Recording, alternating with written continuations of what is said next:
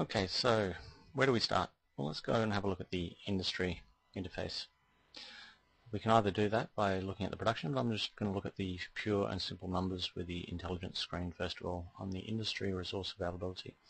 And here we can see basically our inputs and outputs, the things that we'll need to have a grasp on as the game progresses.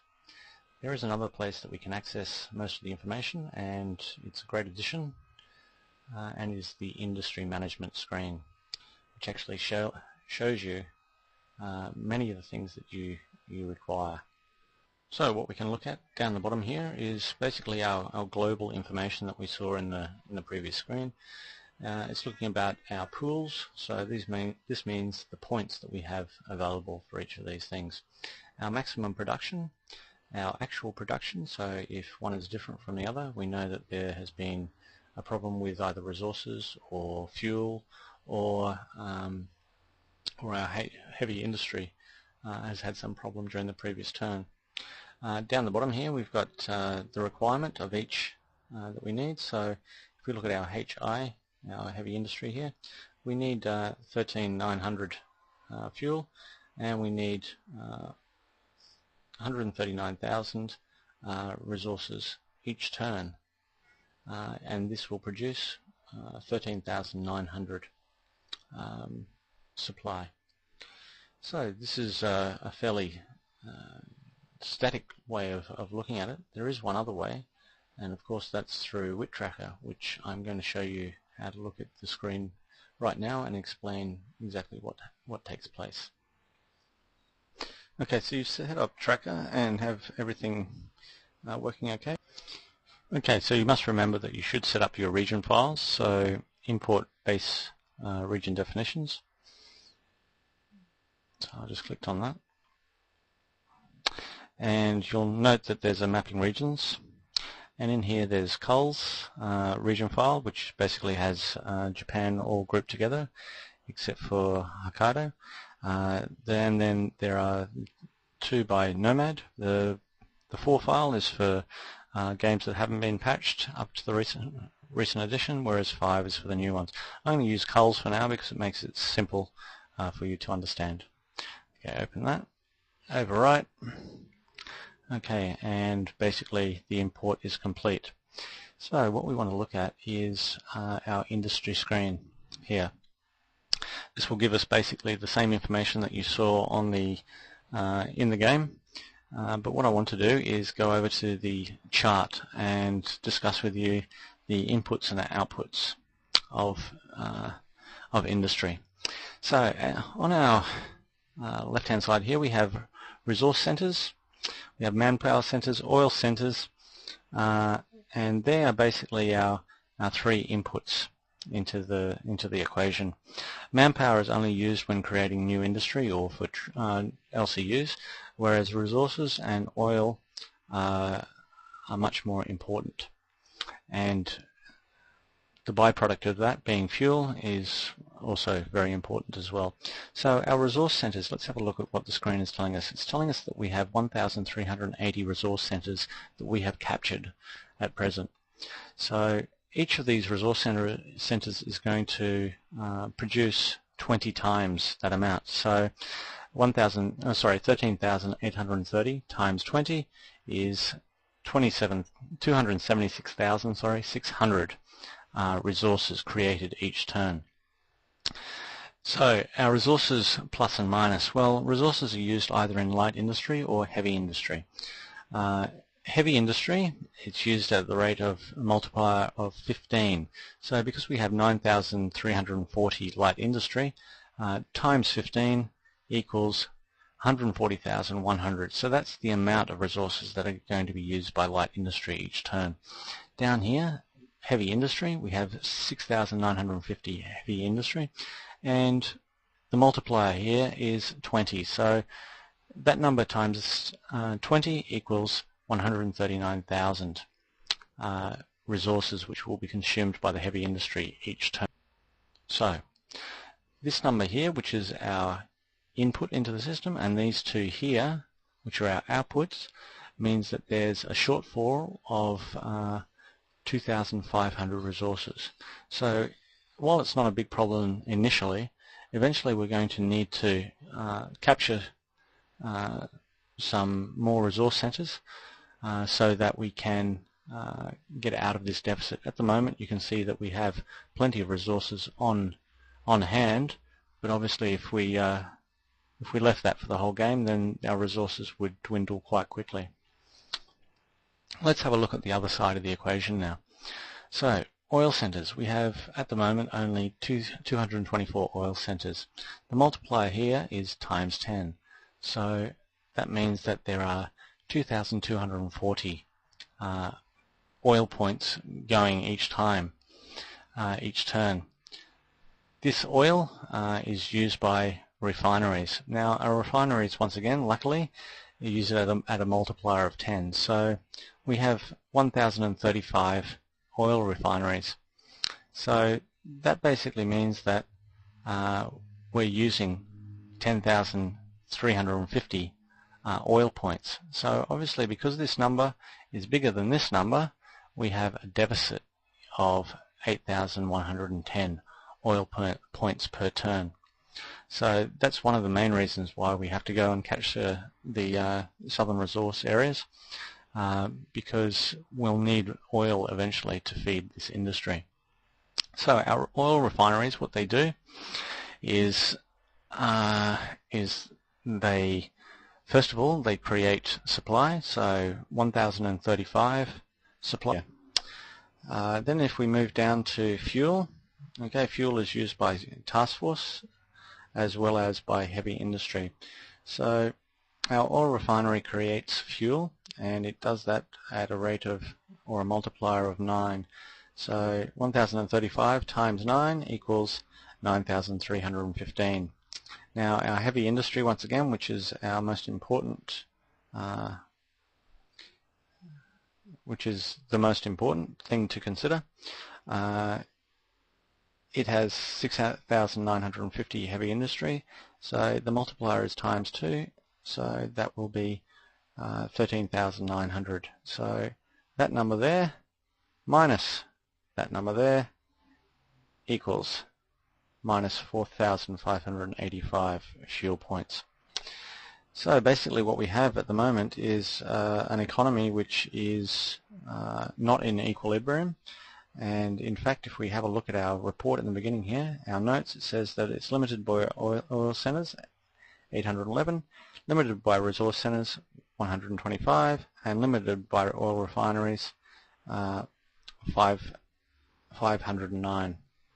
Okay, so basically I'll come back to the chart again and have a look once again at our heavy industry. So our heavy industry is creating supply as well as heavy industry points. Our heavy industry points are used to produce things.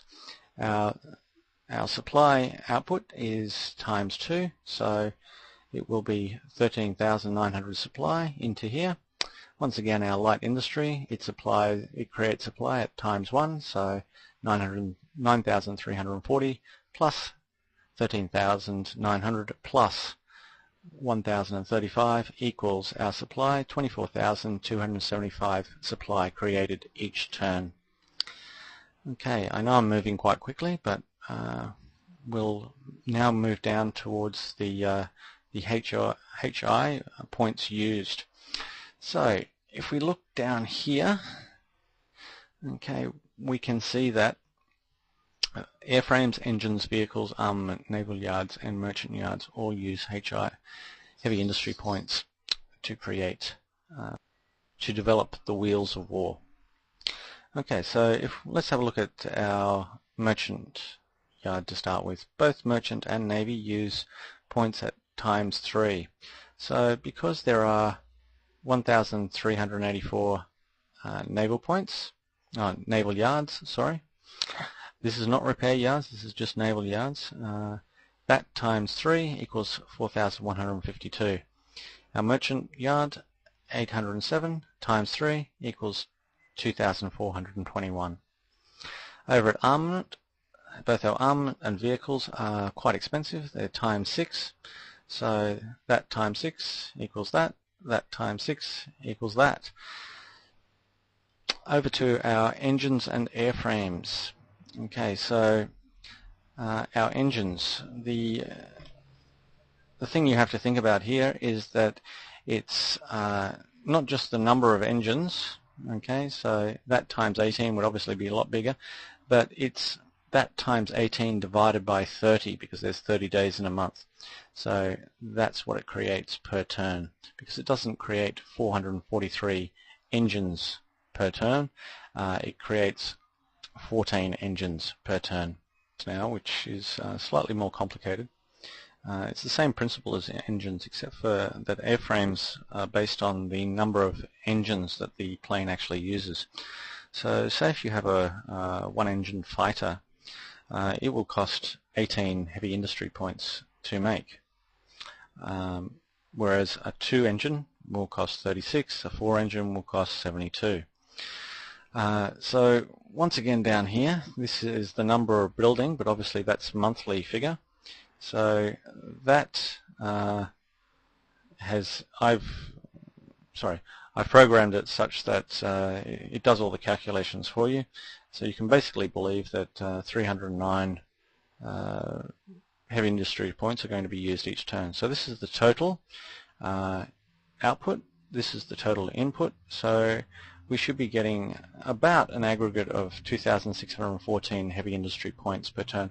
Obviously, not everything can be accounted for, and this is looking into the future rather than looking at the past. So sometimes you'll find that there are slight differences because of the random nature of production.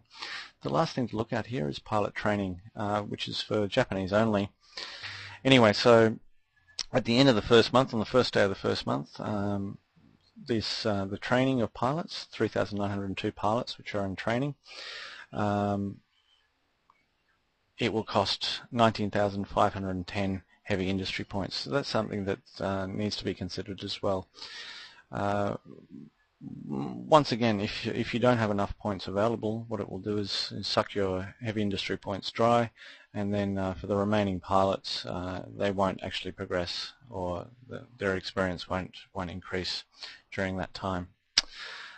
Okay, so that's the basic nature of production. Obviously, you can see everything that I have graphically here. If I come back to, if I come graphically back to here, you can see that it's actually the same as this here. So you don't really need Tracker in the sense of that, but obviously because I make both both these tutorials and Tracker, I want to show you both, and I find it a lot easier to read than reading this. Eventually though, what I will do is make sure that that I've got the actual production figures coming through, and I'm hoping to do that with 1.5 Tracker. Okay, so similar to what we just saw in the screen before in AE, I can do the same thing in my overview panel and look at the bases that have airframes in them. I can look at where my light industry is, where my refineries are, where my armament factories are. So that's the basic way of getting around Tracker. Obviously though, the things that we really should concentrate on are oil and resources and supply and fuel. So in our oil and resources area, you'll note that my regions have been broken up into these different regions. So Japan includes most of the islands except for Hokkaido.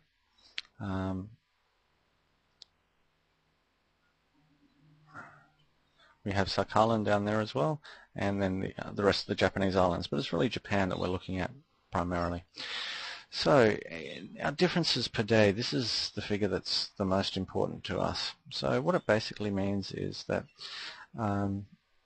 Japan is not producing enough oil, so we could either capture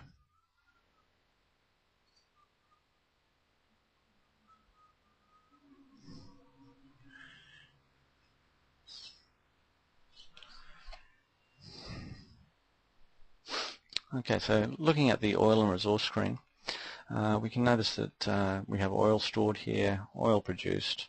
This is by our production centers that are actually in Japan, and we can look at those by looking at the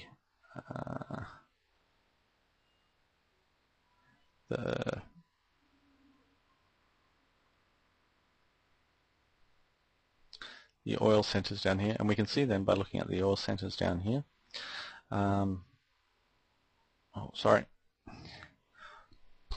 Or just by looking here and seeing that actually I don't have oil centers down here.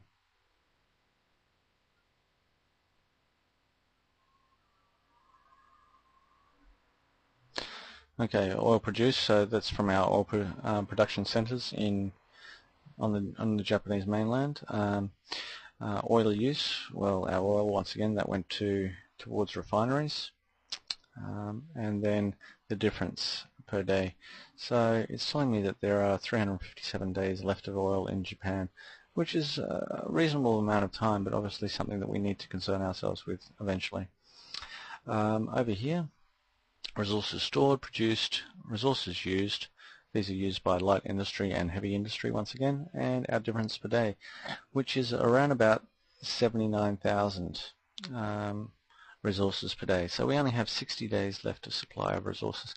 So it's fairly imperative that we bring in at least that amount of resources per day. Obviously, though, for good players, you're looking at doing more than that, just because we know that, as you get into 1943, 1944, that you need actually to have a surplus of resources to keep your heavy industry going. Okay, so where do we get this oil from? Where do we get these resources from? Well, the easy way to do that is we can look at where our resources are stored. So I can sort on this, and we can see that Manchuria and Hokkaido and Korea have quite a large number of resources. So these are basically going to be our areas where we're going to take our resources and ferry them across by task force to Japan. So if we look here, we're down about 79,000. So if we look at maybe a couple of these, Sakhalin, Indochina, China, Korea, Hokkaido, and Manchuria, that should give us enough to feed Japanese industry. Oil, once again, oil produced. So at the moment, we can grab some oil from Hokkaido, Sakhalin, Korea, Manchuria, and Formosa again. Actually, Manchuria you don't want to, because, well, you can,